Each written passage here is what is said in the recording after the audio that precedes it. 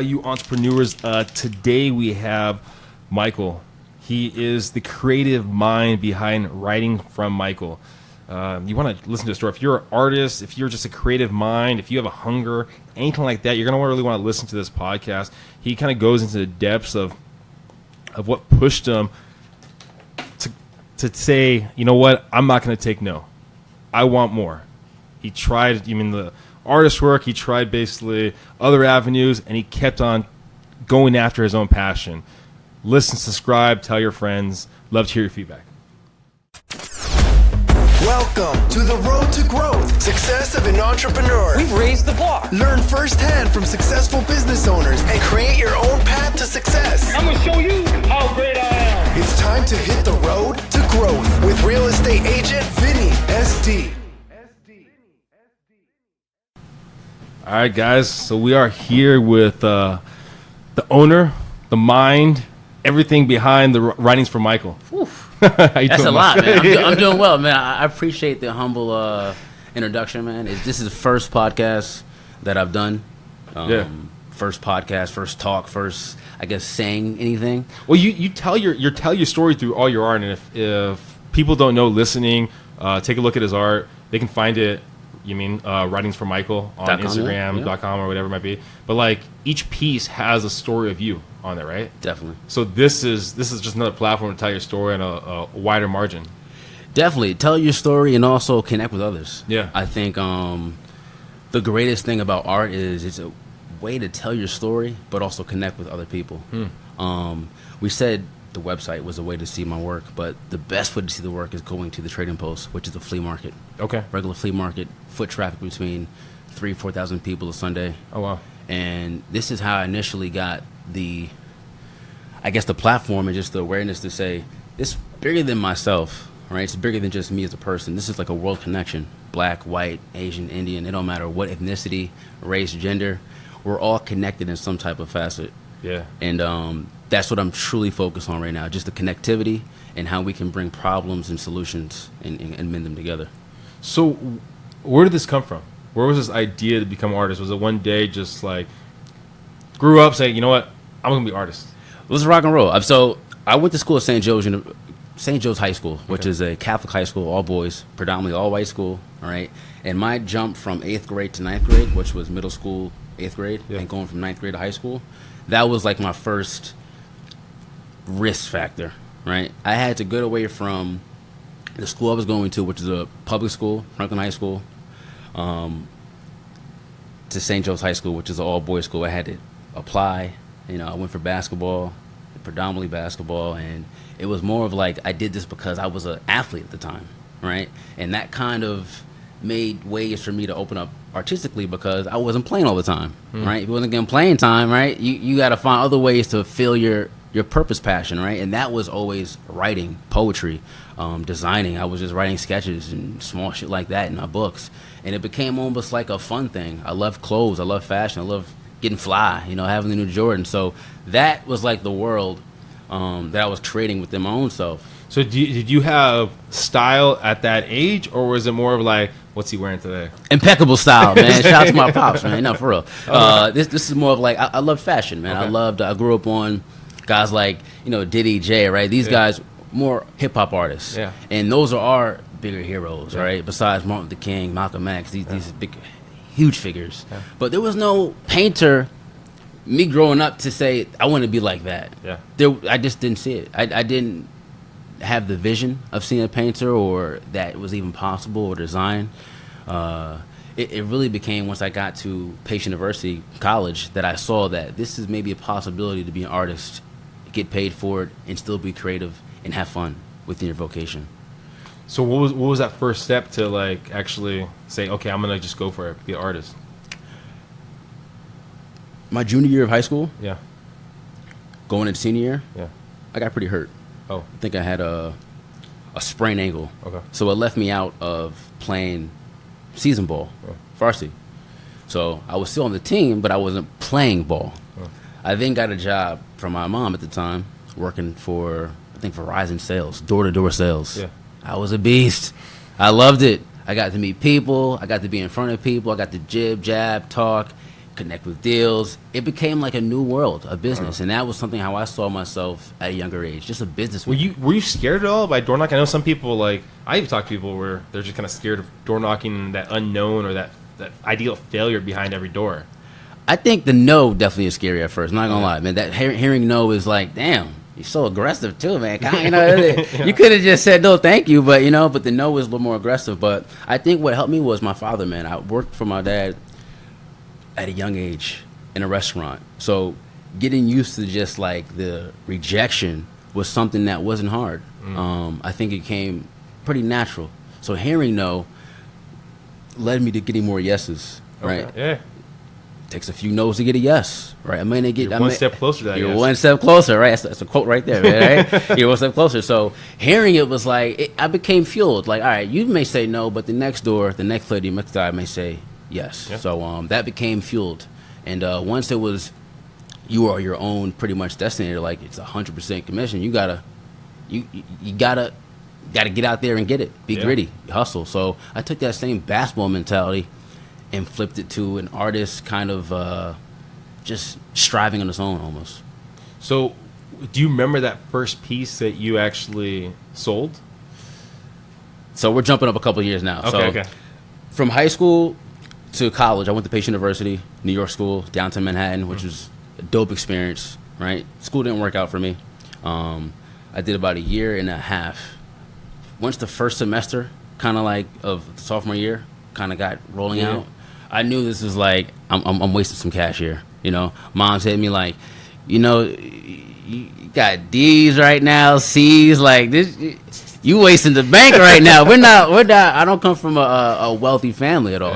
This is like you're fucking up. What's up? They strive to like get you in there, and now you're no, for real. And I'm over here just taking it away. So that right there in itself was the first drop in a hat. Like, I need to just drop this and continue what I'm doing now. At that time, it was writing poetry, making beats, and rapping. Right? That was my thing. Having the mic in the hand and just being pretty much an orator. Right? I loved it. Right? Getting on stage, I loved it. Creating with videographers, beat makers. It just the curation made, whether it was reggae music, whether it was like hip hop music. I just loved music and I loved hearing it and I loved creating things. So that was the first, I can't say piece I sold, but piece I put out. I put projects out. Yeah. So it wasn't about money at first because when you're first starting, it's like no one's paying you for your bullshit. You just want someone to say. You just want to hear it. It's good, right? You just want it good. For me, that was social currency was better. It was like, I just want to hear it's good. Yeah. You listening to it. So for me, that was the currency. Was they're listening to it. It's in your iPod, and you can go back to it, and you're telling people about it. That was the gist factor. You're coming to a show. Those were things that I was getting hyped about. So how long did it take you to say, maybe my stuff is actually good? Maybe what I'm doing is something that people want to hear? I felt my music was good. I don't know if it reached its full potential. Okay. For me, there's a book called The Dip by Seth Godin. Okay. It talks about quitting or sticking. With that, I had to quit it, right? There's certain things in life where if it ain't getting past a certain limit, quit it. Quit while you're ahead. Yeah. Don't quit the whole passion, just quit the method. So I didn't never stop writing. I always wrote. I continued writing. I just now, maybe I'm not a rapper. I'm not an artist. That's not me. Yeah. Right?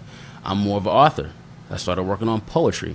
And the poetry led me to do more paintings. Like, I can paint this. So I feel like it was like almost an evolution thing. We talked about it before we got on. Yeah. You got to tell me, talk about the book right here. Yeah, definitely. So the woman you're with right now. Correct. You knew her since, you said 8th grade, right? Since 8th grade. 8th grade. I think we were 13. And 2 years, you basically put a kind of book together that... It sounds crazy hearing it, too, or hearing it back. That's a cool story. So... I worked at Apple in Georgia, right? I think that was 2014. I got that job, which I was happy as hell because I felt like once I got out of college, this was like a restart. Like, I got to get a structural path. It was for Apple. I'm like, damn, this is...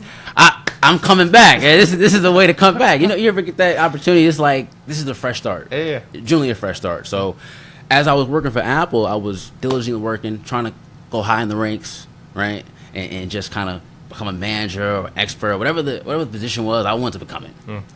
But at the same time, I was also working on beats and writing poetry. I wrote poetry all the time. I'm a big Langston Hughes fan, big David Bukowski fan. I love poetry. Yeah. It's a language of love. It genuinely is. So I started working at Georgia in Cumberland Mall. I got transferred to Georgia to California, which is Third Street Promenade. So the first 6 months I worked for Apple. I transferred myself, or got transferred, and that was for just moving purposes. I wanted a new fresh start. I wanted a new journey. California was it. Once I got to California, I then started writing more on the tense where like I can kind of put this together, but it wasn't there yet. I used Instagram as my book, right? I was just putting out pages a day. Then I got this like almost, I guess subconsciously, felt like I'm only on Instagram right now. I need to get a book together. So that I kind of put the thing in my mind like, let me just put each page aside, and within a year's time, I put a page, 2 pages together, 10 pages together, 50 pages together. Before you know it, I had about 200 pages worth of content of poetry that I hadn't released. Yeah. So I said, this is the book. This is what I'm going to work on, and this is the way I'm going to come out as another artist, just like an author. But within that, I started doing projects, like the Polaroid and Poetry Project I went around Santa Monica on my lunch breaks, only 1 hour, right? So I had the Santa Monica Pier, so gorgeous view, and I took my Polaroid camera out, and I had 4 canvases I had painted on with different things. One was about spirituality, one was about love, one was about fear, and one was about vision. And I went around just to random people, say, look, hey, sir, Vinny, you mind picking a canvas for me, right? The canvas you pick, when you resonate with, you're going to take a picture with that. On the back of the Polaroid, you're going to write a poem. I did that for about 3-4 months, and I called it the Polaroid and Poetry Project. So that was the first, like, just wanting to be near people and, like, connect. Like, does this resonate with you, you know? I'm assuming not everyone said yes, take my picture. Other people probably, you get those no's again from the door knocking, right? There it goes, right? Circles back to life, right? I got those no's. I got those like, yo, I ain't really into that. I'm like, okay, it don't matter. We're gonna find experts who is into it. So it became like this hunger thing. I've collected over 100 Polaroids of people holding different canvas. And the great thing about it is they're all different ethnicities, all different genders, right? They all believe in different things, but they have a common denominator, is that quote. Yeah. So that was like the first catalyst to writing for Michael, as far as like each piece is connected. And then once I kind of got finished with that project, I put the book out. Yeah. Amazon, shout out to Amazon. I put the book on Amazon, self-published it. Then I had hard copies. How did you know how to write a book? Google. Okay. Google. Yeah. I was finding ways how to get the ISBN number, how to publish it, how to format it together, hitting different publishing companies to distribute it. I got knocked down a couple times. I hit a couple big companies, ignored me, right? So I said, man, I'm putting this shit out my damn self, all right? I'm going to have hard copies. I'm going to go out to the trading post, which is the flea market for regular artisans and vendors. I sold the book myself. So that was like another step of sometimes you don't need anything or anyone to push start you. You got to push start yourself first. How did you know, like, this is something that is always intriguing for me when I talk to artists. Yeah. Is to know the value of your work, because we all have to try to figure out the value that we offer, right, as a person. Yeah. And so the same thing for you, like, because your pieces mean a lot to you, so you have to figure out what that piece is going to mean to someone else. Yeah. So how did you come across that number, that pricing? That's hard, and sometimes I feel like you're going to take peanuts first, starting off, just because you want the piece to get out there. Yeah. It's bigger than just a dollar amount at first. I think the most important was the value, right? Do you value this piece? Like, you may not have enough cash to buy a piece. Like, a kid comes up, yo, I don't got no money right now. I just love the work. First starting off, I probably would have gave that piece to him. Yeah. You know? Because it wasn't about the dollar amount. It was truly about, do you like this piece and will you share it? Yeah. Right? I just want to make more. I wanted enough cash just to make more product. Yeah. It wasn't about, can I get 10, 50, 100, X amount of dollars for this? It was truly about, and it still is, getting the piece to a person who really values that piece. Yeah. That's the greatest currency. That's the greatest joy. You know? That's where it takes away dollar. I just need enough money to pay the bills, right? Get some more canvas, paints, and brushes, and continue on. So you had the book, and then what was next? So after the book, I'm like, damn, you're like, the high is gone, right? Once you kind of get your muscles right, you're like, all right, what's next, right? Yeah. So I started doing challenges like, let me put the pages of the book, or let me write little nuances of the book on jackets. And that kind of became like, I want the promote it. Like, you got to be your own marketing machine. So I started using jackets as almost a book. So I started doing 3-4 jackets. I had one of my friends from Apple, shout out to Alicia, who did some photo shoots and just used people around me, my peers at the time, and still to this day, to promote it. You know, yo, Vinny, I need to do a photo shoot, man. I got my jackets. Would you mind, please? Let's do a quick little photo shoot. You can keep the photos for yourself. You know, Instagram is huge, so content is big, right? Who doesn't want photos? Yeah. And I was big into photography at the time, still am. And I had my T3i Rebel, which my lady had brought for me at the time. And I used that just to kind of be creative. So I was like mixing everything: photos, poetry, jackets. And then I got into shirts. I started designing shirts, bleaching them, cutting them, and kind of making them real distressed and just, I guess, ugly, quote unquote, say, and just misfit almost. And it became like this thing where you got this multimedia thing where you're a writer, a painter. I mean, it's all on one. I don't know what it is. It's just creating. Just juggling a lot of hats right there. You're juggling acts, and I guess you could say the quote. What is it called? Master of none. What is the actual quote? I don't know, but I just say Jack of all trades, master of none. Yeah. You have to have a few trades, right? And you have to master them all together. That's the mastery, right? Is putting them all together. So you've worked with some fairly big names out there. How did that come across? Like, how was that like? Was it just word of mouth? Like the idea of getting your piece out there, someone saw it, or? Well, I think the Trading Post, I owe a lot of success to the Trading Post. Okay. Just a lot of foot traffic. A lot of dope individuals go through the Melrose Market. Once I had quit my job at Apple, I had literally just said finito, right? I had got an inquiry, a DM message to get a jacket. This was the last day I came to Apple too. I had an inquiry in my DM to get a jacket. I made that jacket that same day, that same night. Ended up handing it to her the same day. I think I had a lunch break. I had kind of made up a story like, I don't feel too well. I'm not like, I need to get off work. Got off work. I just never came back. Oh, dang. And that was it. That was really it. That was really it. It's really it. I said, at least say to say, like, that was exactly how it went. I literally did not come back after that. The month from that day, I met Angela Arts, who was the VP at Apple at the time, at the Trading Post.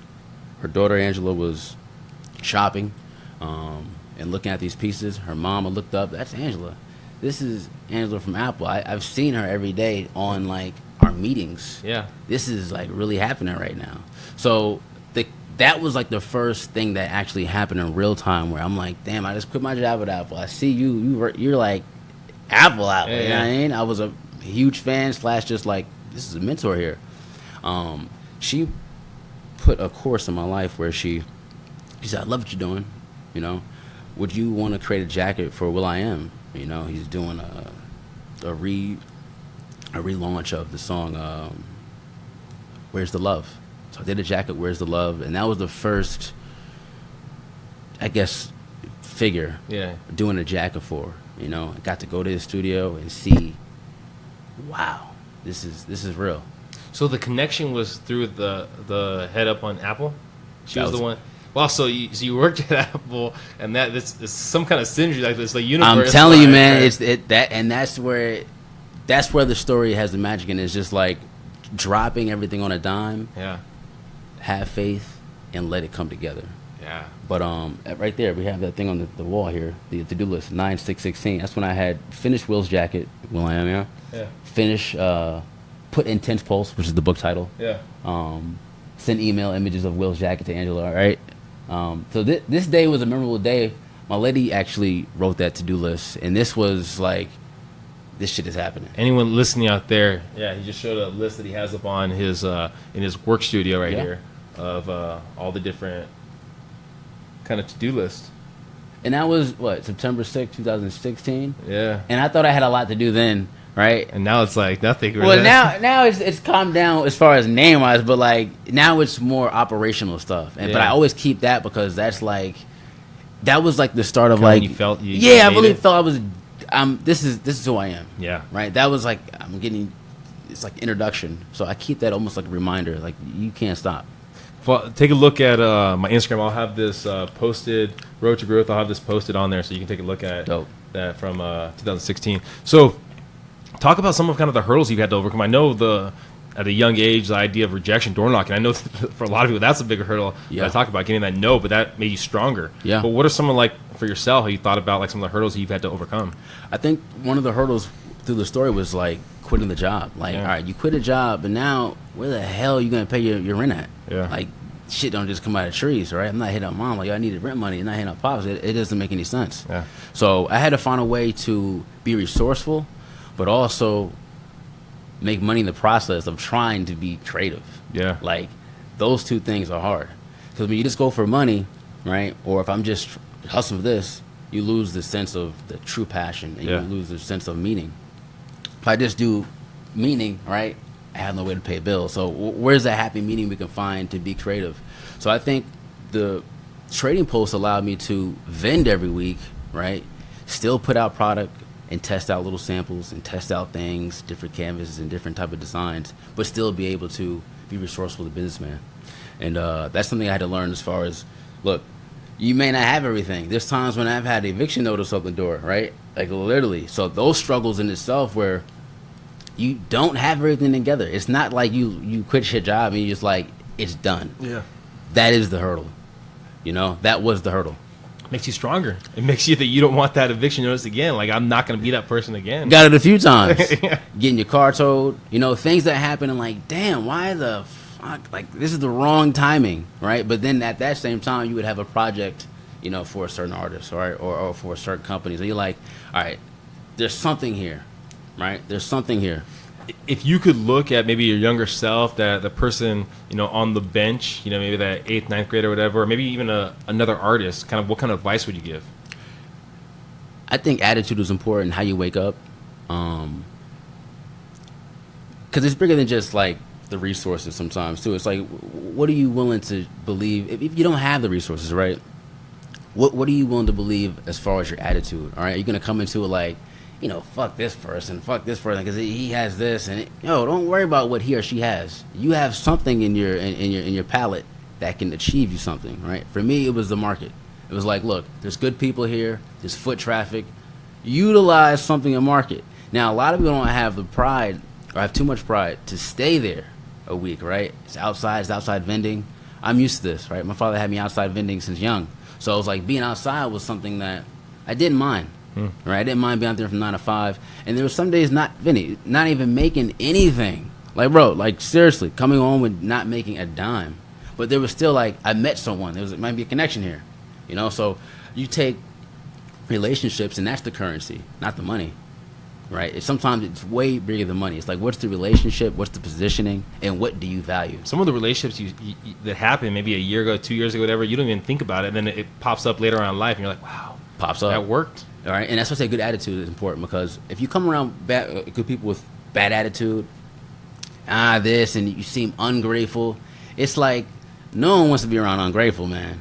I'm come on, seriously. Oh yeah. You know, so I think the good attitude was like, whether you're rich or poor, whether you have $10 or $10,000, it doesn't matter what you have in your pocket, or it's like you always have a good attitude. That is currency, right? Your attitude is currency. Positivity is currency. That's how we get through the day. So for me, I'm in a good mood a lot of the times. Sometimes I'm in a bad mood, but it's not what I'm in, it's what I show, and it's what I exude out. So for me, it was always just stay positive. Like, God has you, right? You have your faith. Just stay strong and just stay active. I mean, the attitude is truly important. Well, like we talked about before the podcast started, it's like that idea, and I remember I butcher all these quotes like that, but the idea is that like it's not what your life is, but it's how you perceive your life to be. You know what I mean? That's really the extent of it. Like, you mean, you can go third overseas, man. Like you said, no shoes, barely have a house together, still happy. Yeah. Still happy. Still smiling. Still feel that gratitude. And we're the tourists. We're going over there like, you know, like it's hot out here. They just like, yeah, man, you know, relax, you know. So this is things are, like you said, perspective is everything, and just truly be grateful for the day. So what's next? What's next for you? I think what's next is, like right now, currently, is just trying to develop the operations where they're seamless. It's been growing pains, like with this, getting this studio together, right? Making out space, like putting different racks in here to be more organized and be more seamless, putting the right team together, getting the right content out, trying to just almost do what you've been doing the first year, but just amping it up a little bit, right? And finding that flow, right? Finding that flow, because within the process, you kind of get insane a little bit, right? You're like, you're doing this, right? What is coming out of it? And you don't really see your results until you take a step out. Yeah. You know, so it's good to like travel, whether it's different town, different state, different country. The more you can travel and see your outside self is important. Because I got to see like, damn, I'm not doing this correct. I need to make this switch. And focus on things that you have. So MTP is something that I take pride in, man. We love the Mill Illustrating Post. That's something like we see different type of groups of people every day or every Sunday. It's something where you can find family, right? You can find your almost trinket stuff in your apartment. It goes deeper than just being at a market and buying things. You're buying things that people have made through their hands, right? This is like almost. Man, you know what? Anyone listening to this podcast, if you're living in LA or you're close enough, you need to go to the Trading Post. You gotta go. Me excited about this, man. I would go not even I was there. That's how it started going, right? You go as almost a consumer first, or just like a fan of like this creation. You know? Are you still there every Sunday? I'm there every Sunday. Now we do miss some Sundays, obviously, travel or just can't make it that day. But we try to be there consistently. That's our store. Yeah. So. In LA, overhead is extremely high, so storefront space is out of our range now. But our storefront is the MTP, so we utilize that as a storefront. We're open from 9 to 5 on Sundays, right? All those funds go back to the school to fund the arts program. So it has its own, every facet, every angle you look at has some type of positive to it. So what's, if someone's listening right now, they want to basically purchase your pieces, what's the best platform to go to? What's the best platform to get in contact? So if you're not in California or Los Angeles area, I would definitely go to writersmichael.com. Okay. That's the best way through e-commerce website, and do a custom order. Like there's actual 2 made available pieces on the site, but the best thing to do is custom order, because you can pretty much give me how you grew up, right? Give me some keywords, and I pretty much put that in poetic form and make a piece. That's the best way. But if you can come to California, man, make a trip, come to the MTP, because it's truly one of a kind experience. Whether you're visiting just me as a vendor or just Writer Michael as the brand, there's a lot of vendors there. Each vendor has something special, like literally has something special. Well, I appreciate all your time. I thank you. Hopefully everyone listening out there, could to listen to kind of the passion that comes from, and knowing the idea. I think you said it best. Like, you knew your creative mind, and one thing wasn't working, so you went to the next thing and to the next thing, and you're still kind of even figuring out this is, and you still have had great success already. I appreciate it, man. It's humbling you want to even talk to me right now. This is like I'm still amazed, man. But like you said, to anybody listening out there, it's just about stay gritty. Yeah. Stay passionate, stay hungry, and be around people who truly have some nourishment to say too as well, man. Because we talked before this podcast, like it's just about giving information, man. Yeah. And being around that positivity helps. Like, you can't be around a negative environment and sustain the growth. It's almost impossible. Yeah, right. I Plant agree. Needs water, sun, and some love, man. Well, thanks again, everyone. Thank you, Michael. Please subscribe, please share, and tell your friends, everyone. Much love. Thank you for listening to The Road to Growth, Success of an Entrepreneur. Please like, subscribe, and stay connected. Visit www.vinnySD.com. Yeah, I created a website. Hope to see you again next week. Team Vinny SD, signing off.